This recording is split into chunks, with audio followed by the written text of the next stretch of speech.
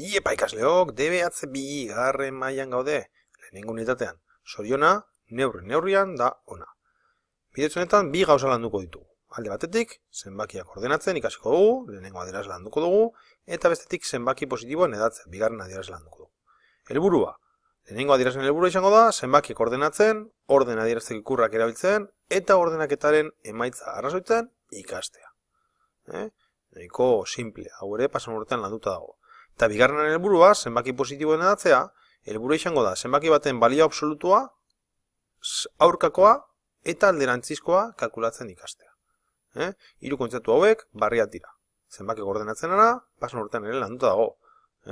Izan ere, pasan urtean landu genuen berdintasuna eta desberdintasuna. Eta esan genuen, handiago eta txikiagoa esateko, adierazteko, bi ikur hauek erabiltzen direla. Hortaz, aurton ere, bardin. Txikitik handira ordenatzeko, bi ikurrak erabiliko dira.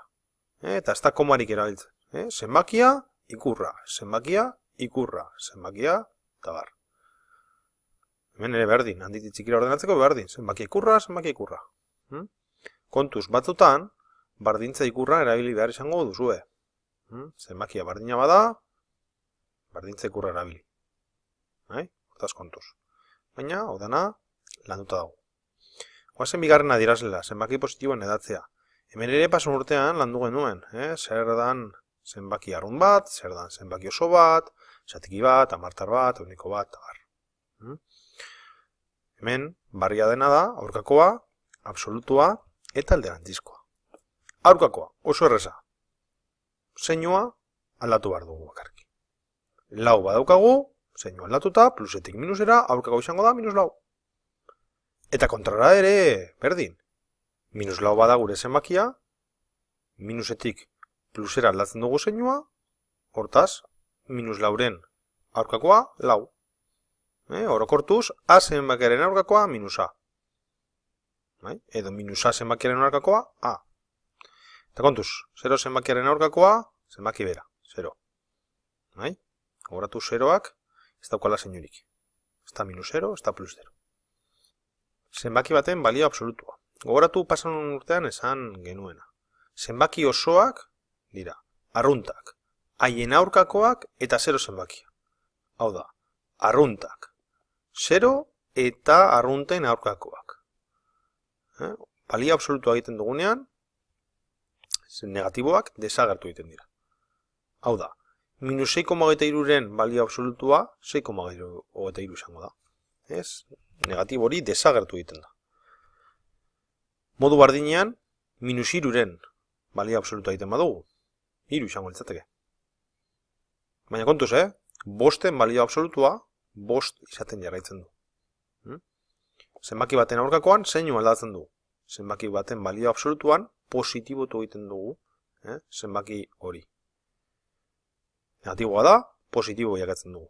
Eta positiboa da, positibo izaten jarraitzen du. Normalen balio absolutu horrela adierazten da. Bi ikur hauen bitartez adierazten da. Eta bukatzeko zenbaki baten alderantzizkoa. Adibidekin oso erraz ikusiko dugu. Orokortuz, AB zenbakiaren alderantzizkoa BA izango da. Hau da, zenbakitzailea eta izendatzailea lekuz aldatzen ditugu. Hemen ikusten da moduan. Hau da, bi iruren alderantzizkoa, aldatzen bat ditugu, bi eta iru posizioak, iru biren izango ditzake. Bat bostenen alderantzizkoa, bost. Bat beradoa, bost, gora. Bosati bat, bost. Sortziren alderantzizkoa, sortzi, zenbakitzaile modula dago, ezta? Bera, izendatzaile modula. Eta hemen bat eduki dugu izendatzaile modula, zenbakitzailera bat. Zenbaki baten alderantzizkoa eta hemen duguna ulertzeko definizioera jo behar dugu. Zer da zenbaki baten alderantzizkoa? Zenbaki horrekin biderkatuz bat ematen duen zenbakia. Hori da alderantzizkoa. Lauren alderantzizkoa zein izango da? Bat lauren. Zergatik, lau bider bat lauren bat ematen duelako. Eta definizioak dio, zenbaki horrekin biderkatuz bat ematen duen zenbakia izango da alderantzizkoa. Hortaz, bi iruren alderantzizkoa zergaitik da iru biren, biderketa hau egitean, emaitza bat alako. Bat bostenen alderantzizkoa zergaitita bost? Bardinagatik. Biderketak bat ematen duelako.